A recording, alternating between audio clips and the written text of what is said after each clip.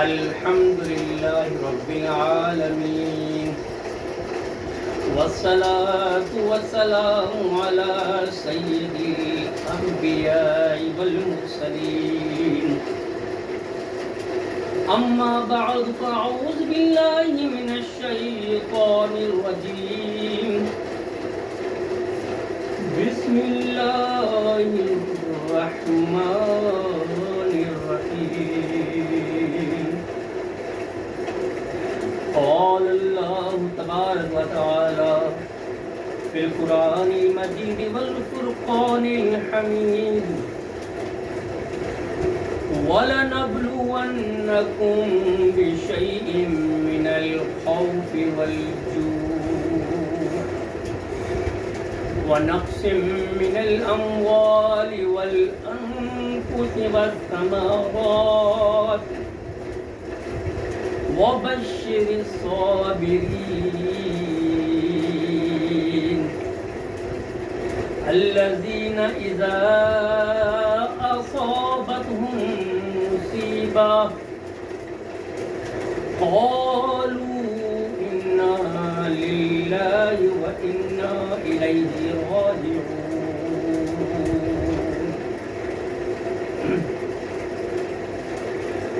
مولاي صل وسلم دائما أبدا على حبيبك خير الخلق كلهم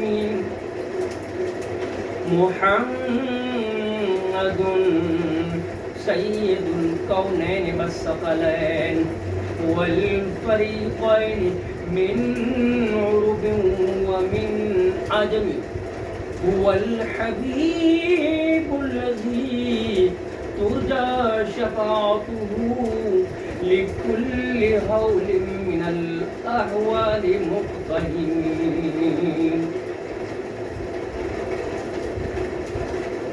اللهم صل وسلم وبارك على سيدنا ومولانا محمد معدن الجود والكرم وآله وصحبه وبارك وسلم صلاة دائمة بدوام ملك اللہ. حمد باری تعالی اور ثنائے ختم المرسلین صلی اللہ علیہ وسلم کے بعد برادران اسلام، عزیز دوستوں، بھائیوں اور شمع رسالت کے پروانوں، السلام علیکم ورحمۃ اللہ وبرکاتہ. میں شکر گزار ہوں ATI سندھ کے اکابرین کا کہ انہوں نے مجھے یہ موقع فراہم کیا کہ میں واقعہ کربلا کے حوالے سے اہل بیت کی بارگاہ میں، بارگاہ اقدس میں، بارگاہ ناز میں اپنا نذرانہ عقیدت پیش کر سکوں. اس سلسلے میں مجھے جو عنوان دیا گیا ہے وہ ہے درس کربلا اور امام زین العابدین رضی اللہ تعالی عنہ. حصول برکت کے لیے اور پیش کی گئی آیت جو سرنامہ کلام میں نے پیش کی، سورہ بقرہ کی آیت، اس کی مناسبت سے ایک حدیث مبارکہ پیش کرنے کی سعادت حاصل کر رہا ہوں. بسم اللہ الرحمن الرحیم.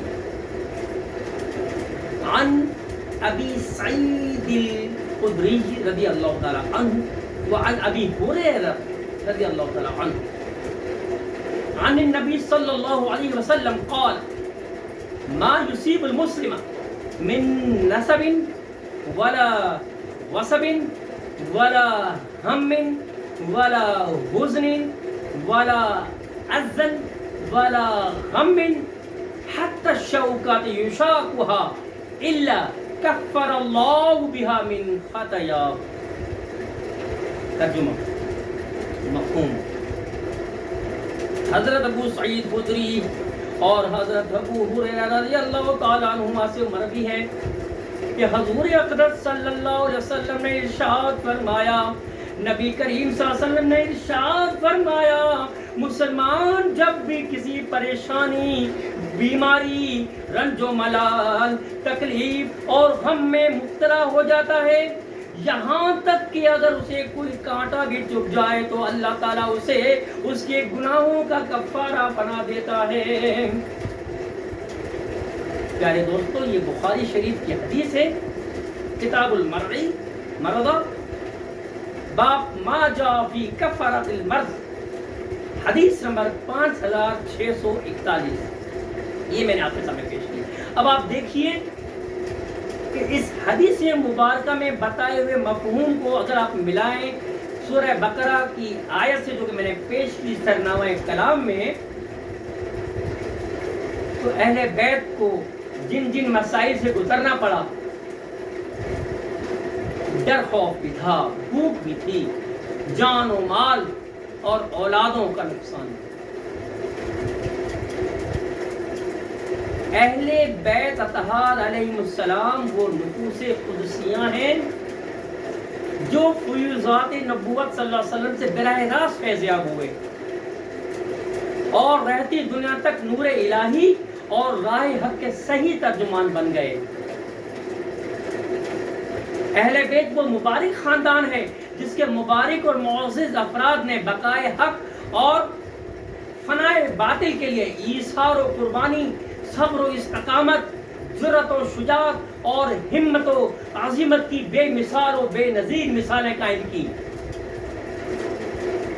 اور راہ حق پر بے خوف و خطر چلتے ہوئے اپنی جانوں کو نذرانہ پیش کیا۔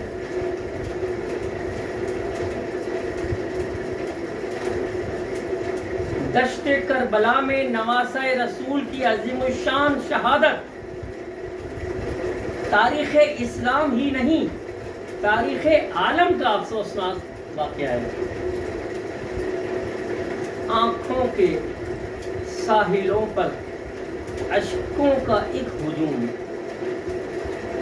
آنکھوں کے ساحلوں پہ ہے اشکوں کا ایک ہجوم، شاید غم حسین کا موسم قریب ہے۔ جب یزید بن معاویہ نے عنا نے حکومت سنبھالی تو اس نے حکومت سنبھالتے ہی عالم اسلام کی اہم ترین ہستیوں سے بیعت لینا چاہیے۔ وہ عظیم ترین ہستیاں کون تھیں جن سے یزید نے بیعت لینا چاہیے؟ ان ہستیوں میں سر فہرست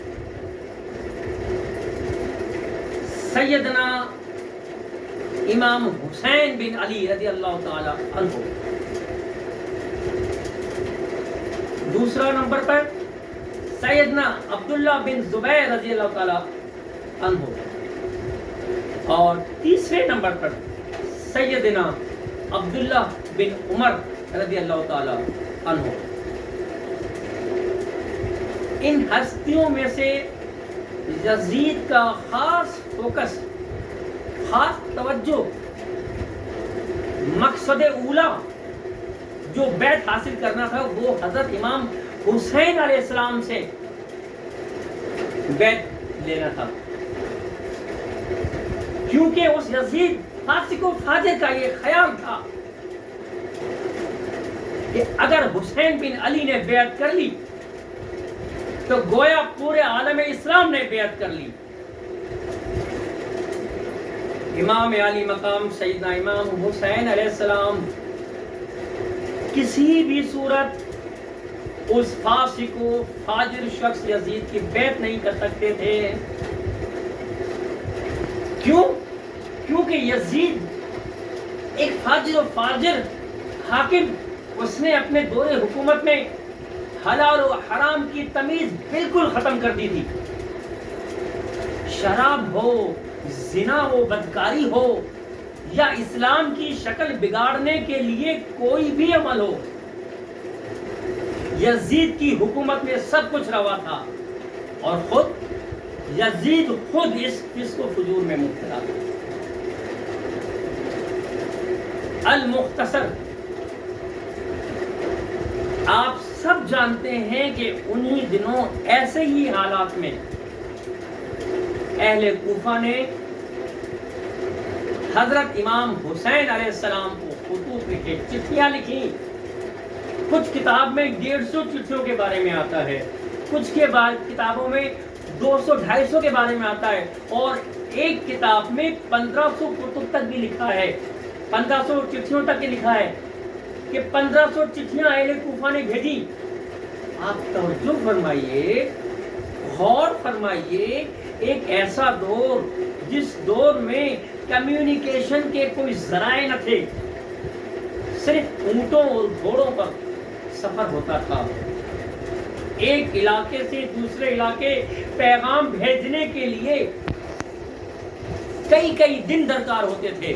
ایسے میں 1500 چٹھیوں کا، ارے چلیں 200-250 چٹھیوں کا ہی آ جانا ایک بہت بڑا کام، بہت بڑی بات ہے. اور ان چٹھیوں میں کیا لکھا تھا کہ آقا آپ تشریف لائیں تاکہ ہم آپ کی بیعت کریں. اور چونکہ ہمارا حاکم یزید فسق و فجور میں مبتلا ہے، اسلام کی تعلیمات کو نظر انداز کر رہا ہے، لہذا ہم اس کی بیعت نہیں کر سکتے. اور اگر آپ تشریف نہ لائے تو اے آقا، اے سیدنا امام حسین، کل اگر اللہ نے کیا روز قیامت ہم سے پوچھا کہ تم نے اسلام کی تعلیمات عمل کیوں نہیں کیا، تو اے امام، ہم اللہ کے سامنے یہ کہیں گے کہ اے باری تعالیٰ، ہم نے تو امام حسین کی بیعت کرنا چاہی لیکن حسین بن علی ہی تشریف نہ لائے. تو اے آقا، چونکہ ہم حاکم کا مقابلہ تو نہیں کر سکتے، اس لیے ہم نے یزید کی بیعت کر لی. تو پھر اے امام، اس کا وبال بھی آپ رضی اللہ تعالیٰ عنہ کے کاندھوں پر ہی ہوگا. ایسے حالات میں امام علی مقام سیدنا حسین ابن علی رضی اللہ تعالیٰ عنہ نے اہل کوفہ سے ملنے کے لیے روانگی کا قصد کیا. پیارے دوستوں، پیارے بھائیوں، امام علی مقام سیدنا امام حسین علیہ السلام نے کربلا کی طرف روانگی کے وقت اپنے وصیت نامے میں اپنے بھائی محمد بن حنفیہ سے فرمایا، کیا فرمایا؟ وصیت نامے میں فرمایا کہ میں سرکشی اور مقام طلبی کی خاطر یا ظلم و فساد پھیلانے کی خاطر نہیں چلا ہوں، بلکہ میرا مقصد صرف نانا کی امت کی اصلاح کرنا اور امر بالمعروف و نہی عن المنکر کرنا، اور بابا کی سیرت پر، بابا حضرت علی ابن طالب کی سیرت پر عمل پیرا ہونا ہے. اور پھر میرے بھائیوں، شمع رسالت کے پروانوں، اے محبان اہل بیت، پھر کربلا میں جو کچھ ہوا وہ سب تاریخ کے صفحات میں درج ہے کہ کس طرح اللہ کے رسول حضرت محمد مصطفیٰ صلی اللہ علیہ وآلہ وسلم کی آل کی عزت و حرمت کو پامال کیا گیا، کس طرح وحشت و بربریت کا عملی مظاہرہ کیا گیا. معصوم و بے قصور ننھے بچے علی اصغر، سیدنا علی اصغر کو تک کو شہید کر دیا گیا. امام حسین کے تمام رفقا کو شہید کر دیا گیا. یہاں تک کہ نواسۂ رسول صلی اللہ علیہ وسلم حضرت سیدنا امام علی مقام امام حسین علیہ السلام کو بھی بے دردی سے شہید کر دیا گیا. لیکن امام علی مقام سیدنا امام حسین علیہ السلام کی قربانی یزید لعین کی شقاوت و بے رحمی پر حاوی رہی. امام کی قربانی اعلیٰ و عرفہ قربانی ہے. بظاہر تو یزید لعین نے امام حسین علیہ السلام اور ان کے تمام رفقا بشمول امام کے بھائیوں، بیٹوں، بھانجوں، گھرانے کے افراد اور دو تمام دوست احباب کو شہید کر کے بظاہر تو فتح حاصل کر لی، لیکن حقیقتاً قیامت تک لعنتوں کا طوق یزید کا مقدر ٹھہرا. گلشن زہرا کے پھولوں کو جس طرح کربلا کی تپتی ہوئی ریت پر مسلا گیا، یزید اور اس کی فوج اس جرم، اس داغ سے نہیں بچ سکے گی۔ خدا لعنت کرے یزید پر اور اس کا ساتھ دینے والے ہر شخص پر کہ جس نے بھی آل رسول صلی اللہ علیہ وسلم کو تکلیفیں پہنچائیں اور قتل کیا، شہید کیا۔ ہماری بھی لعنت ہو اور پوری انسانیت کی لعنت ہو یزید پر اور اس کے حواریوں پر۔ کربلا میں امام حسین علیہ السلام اور ان کے رفقا کی قربانیوں سے اسلام کو ایک نئی طاقت ملی۔ اسلام جس کا چہرہ یزید لعین جیسے ظالم، فاسق و فاجر میں، فسق و فجور میں مبتلا حاکم نے مسخ کر دیا تھا، واقعہ کربلا نے اسلام میں ایک نئی روح پھونک دی اور اسلام تازہ و توانا بن کر ابھرا۔ آج یزید کا نام ایک گالی بن چکا ہے، جبکہ حسین کا نام حریت کا استعارہ ہے، آزادی و بہادری کی علامت ہے۔ مولانا محمد علی جوہر نے بالکل صحیح عکاسی کی ہے۔ آپ فرماتے ہیں قتل حسین اصل میں مرگ یزید ہے، کہ بظاہر تو شہید ہوئے امام حسین علیہ السلام، یزید ظاہراً تو زندہ رہا لیکن وہ زندہ نہیں، وہ موت کے برابر تھا، موت سے بدتر تھا، اصل موت تو اس کی ہوئی۔ تو قتل حسین اصل میں مرگ یزید ہے، اسلام زندہ ہوتا ہے ہر کربلا کے بعد۔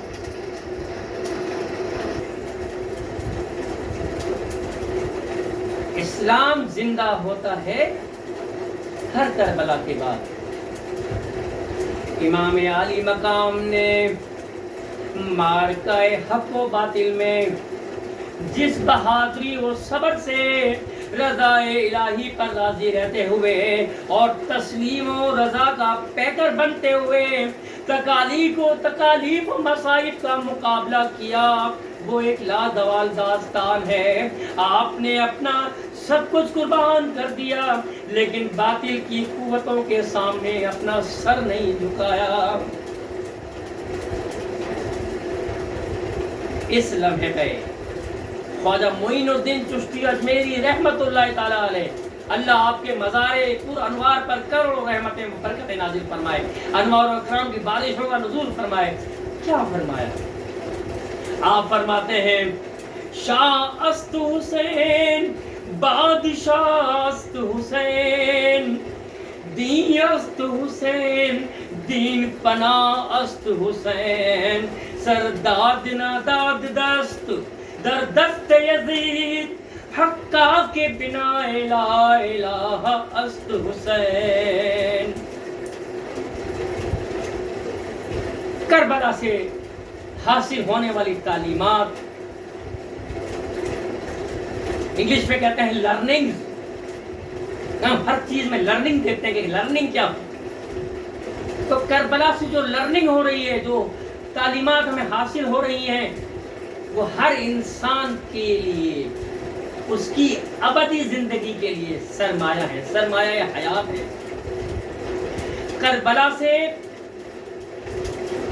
کربلا سے حاصل ہونے والا درس ہر صاحب فکر و ادراک کو، ہر درد دل رکھنے والے انسان اور انسانیت و امن سے پیار کرنے والے ہر ذی شعور انسان سے پیار کرنے والے المختصر کے ہر انسان کو اپنی عظمت کے سامنے اپنا سر جھکانے پہ مجبور کر دیتا ہے۔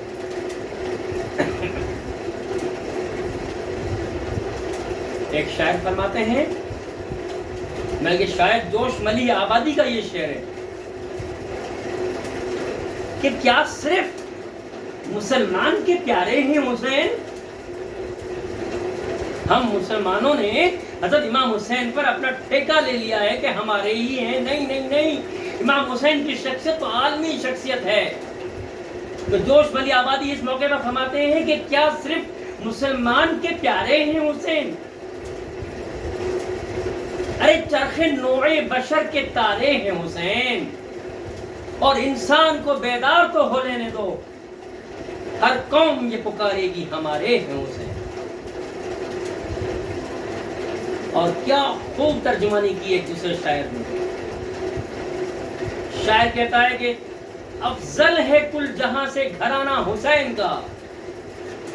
اللہم صلی علی سیدنا محمد و آل محمد.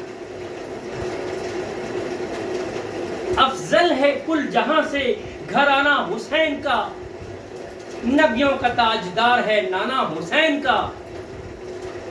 ایک پل کی تھی بس حکومت یزید کی، صدیاں حسین کی ہیں زمانہ حسین کا. صدیاں حسین کی ہیں زمانہ حسین کا.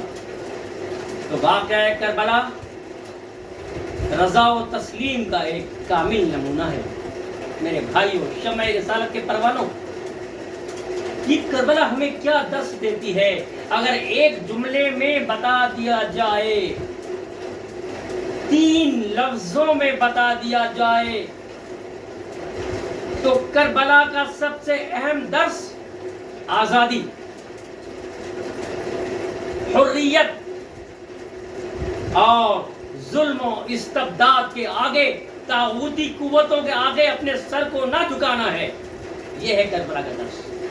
کیا درس ہے؟ آزادی، حریت اور ظلم و استبداد کے آگے نہ جھکنا. یہ کربلا ہمیں درس دیتی ہے. حق و باطل کے اس معرکے میں تمام مردوں کو شہید کر دیا گیا. امام حسین جو ساتھی تھے سوائے سید الساجدین، زینت العابدین، امام سیدنا زین العابدین رضی اللہ تعالی عنہ. صرف آپ کی ایک ہستی تھی، وہ باقی رہے. اور آپ بھی اس لیے باقی بچے، زندہ بچے کہ یزید لعین کی فوج تو ان کو بھی شہید کرنے کے لیے خیمے میں آ چکی تھی، لیکن سیدہ بی بی زینب سلام اللہ علیہا سامنے تنگر کھڑی ہو گئیں. خبردار. تو سیدہ بی بی زینب سلام اللہ علیہا نے یزیدی فوج سے امام زین العابدین کو بچایا. وہ سخت شدید بیماری کی حالت میں تھے، بستر پر تھے. یوں امام حسین علیہ السلام کی شہادت کے بعد میرے دوستوں، میرے بھائیوں، امامت کے فرائض سیدنا امام زین العابدین نے انجام دینا شروع کیے. یہ ذمہ داری آپ کے کندھوں پر آ گئی. اب امامت کی ذمہ داری امام زین العابدین کے کندھوں پر آ گئی. اور یہ ذمہ داری اور سانحہ کربلا اتنا دردناک واقعہ تھا، یہ سانحہ عظیم تھا. اس سانحے کے بعد سیدنا امام زین العابدین رضی اللہ تعالی عنہ پوری زندگی کبھی نہیں ہنسے. سلام ہو آپ کو. امام زین العابدین کیسی ہستی تھی؟ آئیے میں بتاتا ہوں آپ کو. سید الساجدین سیدنا امام زین العابدین کا نام علی بن حسین، کنیت ابو محمد، ابو الحسن، اور القابات زین العابدین اور سجاد ہیں. سید الساجدین بھی کہتے ہیں آپ. تو سید الساجدین سیدنا امام زین العابدین علیہ السلام، آپ جو پیدا ہوئے، آپ مدینہ منورہ میں پیدا ہوئے اور 33 ہجری میں پیدا ہوئے. آپ کے والد گرامی حضرت امام حسین اور والدہ ماجدہ سیدہ شہر بانو سلام اللہ علیہ کی. آپ نے اپنی زندگی کے اولین سال تقریباً 7-8 سال آپ نے حضرت علی رضی اللہ تعالی عنہم کی معیت میں رہ کر گزارے اور باطنی فیضان حاصل کیا، خصوصی فیضان حاصل کیا حضرت علی رضی اللہ تعالیٰ عنہ سے۔ اس کے بعد آپ نے زندگی کا ایک طویل وقت تا قیام کربلا تک آپ نے اپنے والد ماجد امام علی مقام سیدنا امام حسین علیہ السلام کے ساتھ اپنے بسر فرمایا زندگی کا وقت۔ سیدنا امام زین العابدین تقوی، زہد و تقوی کے اعلیٰ مقام پر فائز تھے۔ آپ علم حدیث کے ماہر تھے، انتہائی فصیح و بلیغ شخصیت کے مالک تھے۔ آپ اتنی کثرت سے عبادات کرتے تھے، عبادتیں کرتے تھے، نوافل ادا کرتے تھے کہ آپ کو عبادت و ریاضت کی کثرت کی وجہ سے سید الساجدین اور زین العابدین کے القابات سے بھی پکارا جاتا ہے۔ واقعہ کربلا کوئی عام واقعہ نہیں کہ صرف ہم مسلمان ہی اسے بیان نہیں کرتے۔ آئیے میں آپ کو عالمی مفکرین، عالمی فلاسفرز کے بیانات دکھاتا ہوں کہ مشہور اسکالر چارلس ڈکسن نے واقعہ کربلا کا پس منظر بیان کرتے ہوئے لکھا کہ میں نہیں سمجھتا کہ امام حسین نے کسی دنیاوی لالچ اور مقصد کے لیے کربلا کا سفر کیا، کربلا کی طرف سفر کیا۔ اگر ایسا ہوتا تو آپ اپنا سارا خاندان خصوصاً عورتوں اور بچوں کو کیوں دشت کربلا میں ساتھ لاتے؟ کربلا میں بچوں اور خواتین کے ساتھ آنا یہ ثابت کرتا ہے کہ آپ نے فقط اسلام اور رضائے الہی کے لیے یہ قربانی دی۔ یہ تو الفاظ تھے چارلس ڈکسن کے۔ آئیے اب ایک اور یورپی مصنف، مورخ، ادیب تھامس کارلائل،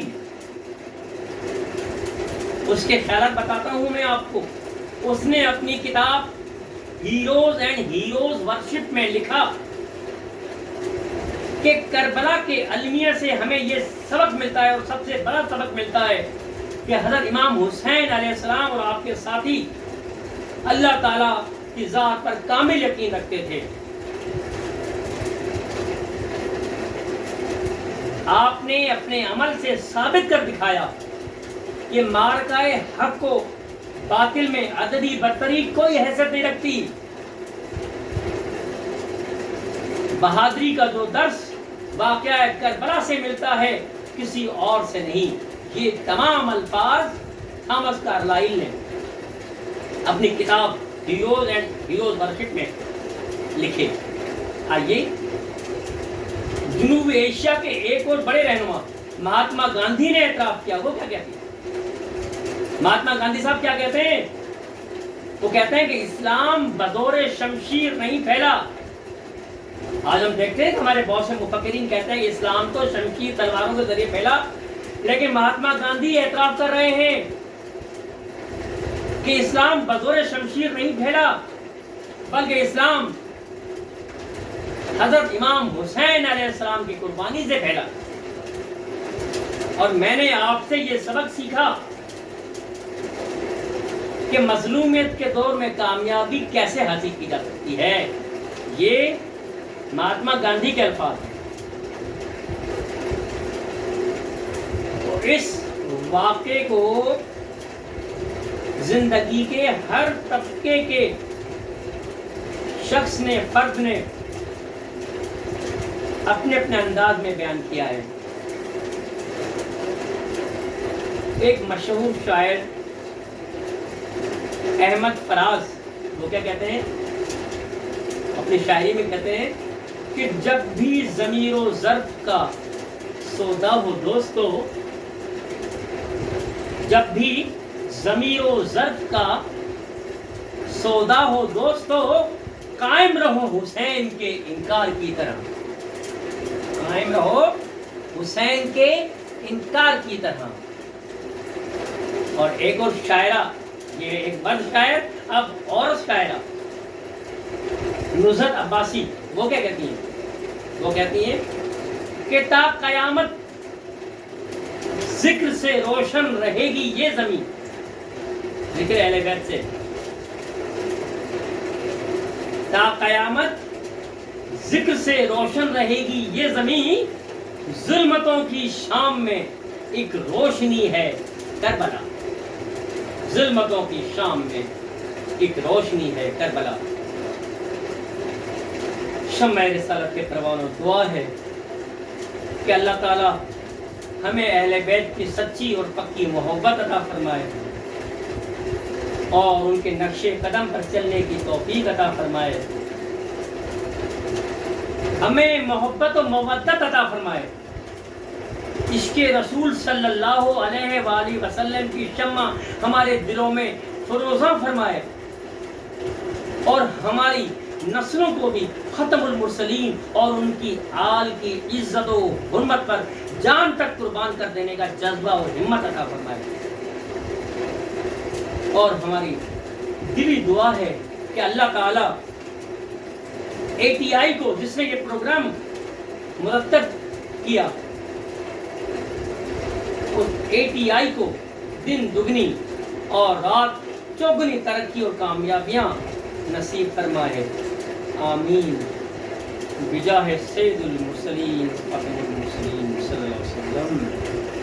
فقیرانہ آئے صدا کر چلے، میاں تم خوش رہو ہم دعا کر چلے۔ اللہ حافظ، السلام علیکم ورحمۃ اللہ وبرکاتہ۔